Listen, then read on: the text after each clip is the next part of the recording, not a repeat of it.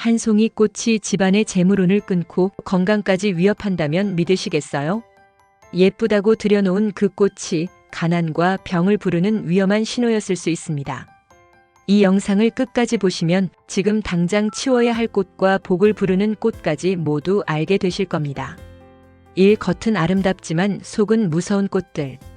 꽃은 오랜 세월 동안 인간과 함께해 왔습니다. 기쁠 때도 슬플 때도 축하할 때도 위로할 때도 꽃은 감정을 전달하는 매개체였죠. 그런데 꽃을 집안에 들인다는 건 단순한 장식 이상의 의미를 가집니다. 꽃은 생명체입니다. 즉, 스스로 숨쉬고 자라고 기운을 내뿜습니다. 풍수에서는 이 기운을 매우 중요하게 여깁니다. 집안의 기운과 꽃의 기운이 어울리면 집이 밝아지고 사람도 자연스럽게 편안해집니다. 하지만 그 반대라면 아무리 예쁜 꽃이라도 문제가 될 수 있다는 뜻입니다. 그래서 풍수를 아는 사람들은 꽃을 고를 때 모양과 기운, 위치까지 꼼꼼하게 살핍니다. 꽃이 집안의 에너지 흐름을 끊기도 하고 혹은 복을 불러들이기도 하기 때문이죠. 그래서 옛 조상들은 꽃을 함부로 들이지 않았습니다. 이 집안 기운을 망치는 꽃의 공통점. 꽃은 일반적으로 눈으로 보기에는 아무 하등의 문제가 없어 보입니다. 하지만 풍수의 눈으로 보면 몇 가지 경고 신호가 보이기 시작합니다. 첫째, 고개 숙인 꽃. 꽃이 아래를 향해 피는 것은 기운이 아래로 흐른다는 의미입니다. 기운은 원래 위로 올라야 양기를 갖습니다. 고개를 숙인다는 건 양기가 땅으로 가라앉는다는 의미인데요. 이건 곧 집안 기운이 위로 뻗지 못하고 눌리는 상태를 의미합니다. 재물운, 건강운, 심지어 가족 간의 정까지도 흐려질 수 있습니다. 대표적인 꽃으로는 시클라멘, 튤립 일부 품종, 칼라 등이 있습니다. 이런 꽃들을 집안에 두면 사람의 기운도 쉽게 가라앉고 정신적으로 활력이 떨어질 수 있습니다. 무기력증, 반복되는 피로, 짜증, 그 원인이 꽃 하나에서 시작될 수 있다는 걸 아는 사람은 많지 않죠. 둘째, 과도하게 수분을 품은 꽃. 물은 풍수에서 운의 흐름을 상징합니다. 하지만 과도한 물은 기운을 정체시킨다고 해석합니다. 물을 많이 머금고 있는 꽃은 처음엔 싱그럽지만 시간이 지나면 빠르게 기운이 탁해지죠. 물을 많이 품고 있는 꽃은 음기가 매우 강합니다. 대표적으로 수국이 있습니다. 파랗고 풍성한 꽃잎은 아름답지만 실내에서는 차가운 음기를 과하게 내뿜습니다. 심리적 불안, 감정의 요동, 집중력 저하, 그냥 꽃 때문이라고 생각하긴 어려운 문제들이죠. 하지만 풍수에서는 이 흐름이 연결되어 있다고 봅니다. 아무리 아름다워도 수분을 많이 머금은 꽃은 금전 흐름을 막고 건강까지 해칠 수 있다는 이야기들이 전해집니다. 셋째, 뿌연 꽃, 흐릿한 색감. 안개꽃처럼 잎과 꽃이 너무 흐릿하고 분산되어 있는 꽃은 혼탁함과 정체를 의미해서 집안의 방향 감각을 흐리게 한다고 봅니다. 이런 꽃이 많을수록 삶의 중심이 잡히지 않고 계획이 자꾸 어긋나고 마음이 쉽게 흔들립니다. 하얗고 순결하다고 하지만 풍수에서의 흰색은 기운의 차단을 상징합니다. 그 기운이 막히면 결국 건강, 금전, 관계 모두 흐려지게 됩니다. 또한 공부하는 자녀가 집중을 못한다든지 부부 사이에 의심이 생긴다든지 하는 형태로 드러나기도 하죠. 3. 복을 부르는 좋은 꽃의 조건. 자, 그럼 어떤 꽃을 두어야 집안에 복을 불러올까요? 복을 부르고 집안 기운을 밝히는 꽃엔 몇 가지 공통점이 있습니다. 첫째, 줄기가 위로 곧게 뻗고 꽃잎이 활짝 위로 향한 꽃. 기운은 위로 향해야 강해집니다.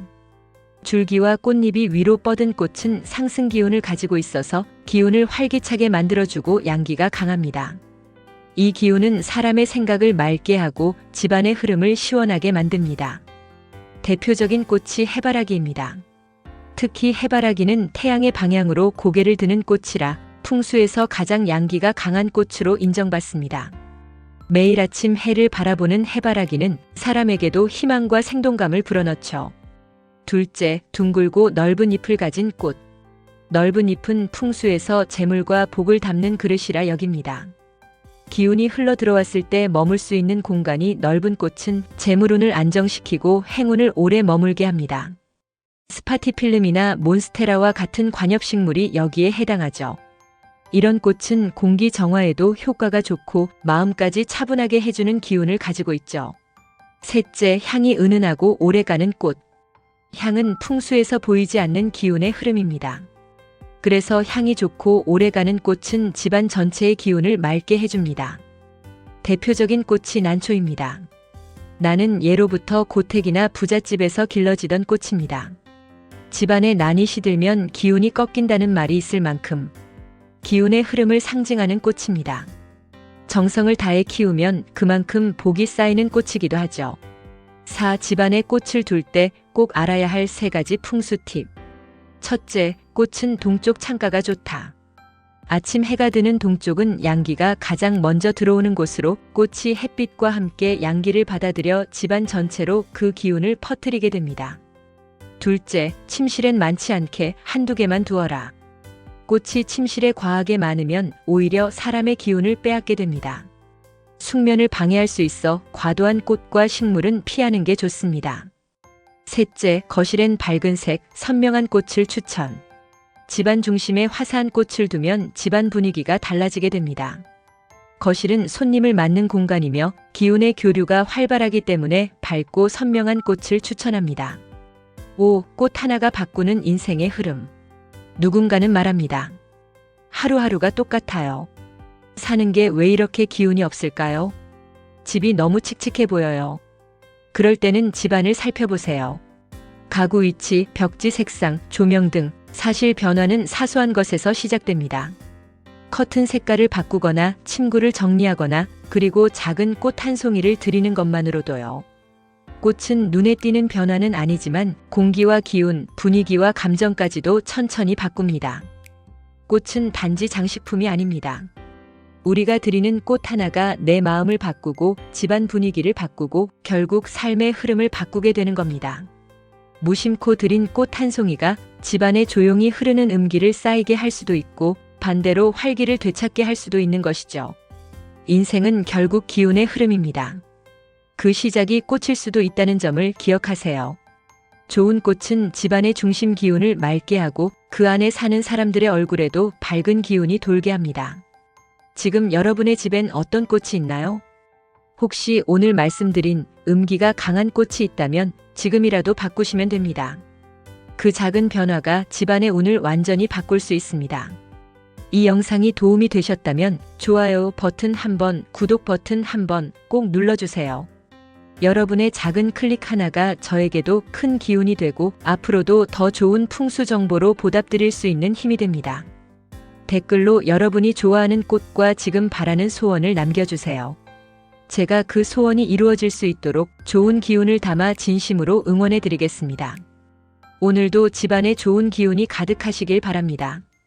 감사합니다.